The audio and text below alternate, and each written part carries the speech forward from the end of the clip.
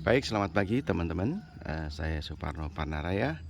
Hari ini tepat tanggal 19 Maret tahun 2022. Eh, Pagi ini saya akan melaporkan kepada teman-teman semua. Eh, 2 hari yang lalu saya beserta rekan-rekan dan keluarga membahas masalah pertumbuhan binatang kera yang sudah mulai banyak di kawasan pegunungan antara Desa Sembuan dan Desa Tembursari. Dan di sana jumlahnya sudah ribuan ekor. Yang menjadi keresahan para petani dan warga sana adalah sekarang kera-kera ini sudah sudah mulai merambah ke lahan pertanian. Bahkan informasi yang saya dapat kemarin ternyata banyak kera yang sudah mulai masuk rumah, dan apa yang ada di dalam rumah yang berbentuk makanan itu bisa dibawa ya, dimakan sama mereka. Nah, sekarang yang jadi masalah adalah kenapa mereka sampai turun ke bawah gitu ya, sampai turun ke rumah-rumah. Karena memang dipastikan oleh warga sana, informasinya adalah tidak adanya atau tidak tersedianya makanan yang layak atau yang memang tersedia untuk kera-kera itu. Nah, sebagian dari cerita kemarin saya diskusi dengan tokoh-tokoh masyarakat, terutama masyarakat Wonogiri dan Jawa Tengah yang ada di Jakarta. Terutama waktu itu kami sampaikan kepada Om Lele Sutarmanto selaku Ketua PJT dan Ketua Pakari. Beliau bersedia membantu keluhan ini, dan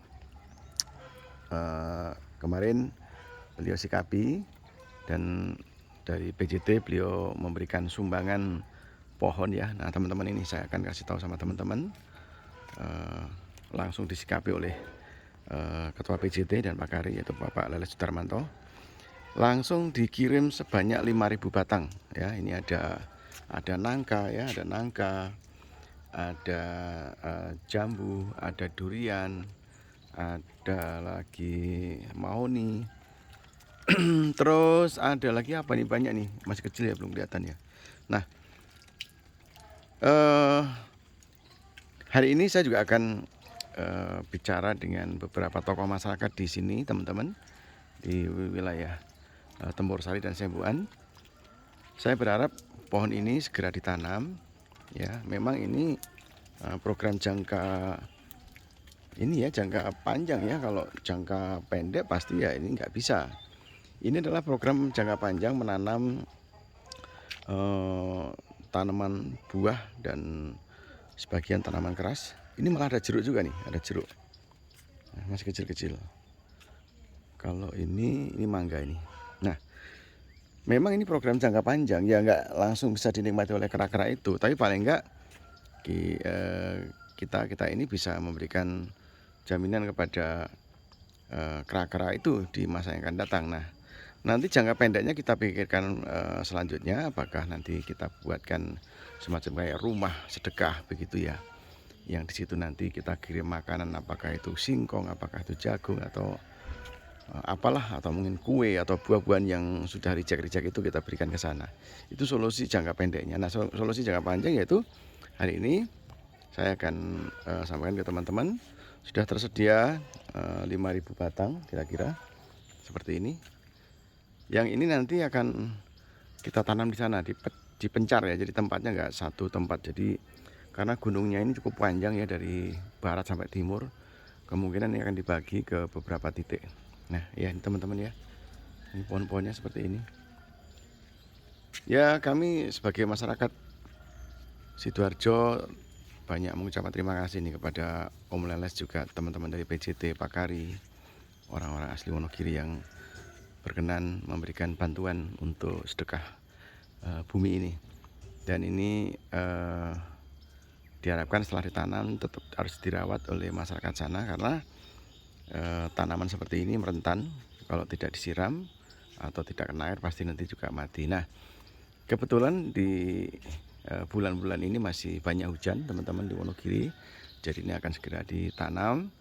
dan segera di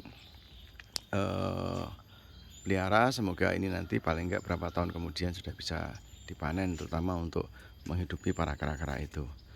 Nah, bagaimana mengantisipasi kera yang jumlahnya sudah ribuan? Ini memang serba salah. Kalau petani membunuhnya, yang seringkali kami dengar juga sering ditembak dan sebagainya, memang agak sedikit ya mengerikan ya. Kasihan juga, mereka kan juga makhluk Tuhan yang mereka juga kasih makan untuk anak-anaknya begitu. Nah ini nggak mungkin juga dibunuh, tetapi juga harus ada mungkin pawang yang bisa dikirim ke sana untuk memindahkan binatang itu, dipecah ke beberapa tempat begitu. Karena yang saya tahu kera juga itu juga ada semacam kayak ada kerajaannya gitu ya. Jadi antar kelompok pun juga mereka nggak kompak. Jadi kalau dikasih makanan, pengalaman saya waktu itu, kita kasih makan itu nggak semuanya mau merapat, ternyata oh itu bukan kelompoknya dia, itu kelompoknya si A, si B, si C begitu. Jadi memang kita harus buatkan semacam studi dulu, apakah nanti ya ini ditanam di beberapa tempat yang terpisah, atau mungkin di vulkan, atau nanti dibuat program sedekah kera itu, nanti kita buatkan rumah kecil di satu tempat di sana, dipecah-pecah atau sekedar hanya anjangan begitu. Nanti setiap apakah seminggu sekali ya nanti ada sumbangan makanan begitu ya, bisa jadi dari petani setempat atau dari pemerintah atau dari mana. Nah ini saya rasa akan sangat membantu mengantisipasi kera tidak merambah ke wilayah pertanian. Tapi masalahnya jumlah kera sama jumlah keranya mungkin sekarang udah luar biasa. Nah yang lucu tuh kadang-kadang di sana juga ada yang kera baru lahiran gitu ya, ada kera yang setengah anaknya sudah agak lumayan besar, setengah gede gitu ya, kadang-kadang digendong kemana-mana nyari makanan. Nah ini kalau dia nggak cari makanan ya pasti lapar. Cari makanan merambah ke daerah pertanian juga pasti diserbu orang. Kalau di sana adalah kolo itu maksudnya itu dijebak gitu ya, dikasih. Nah ini kan juga serba salah.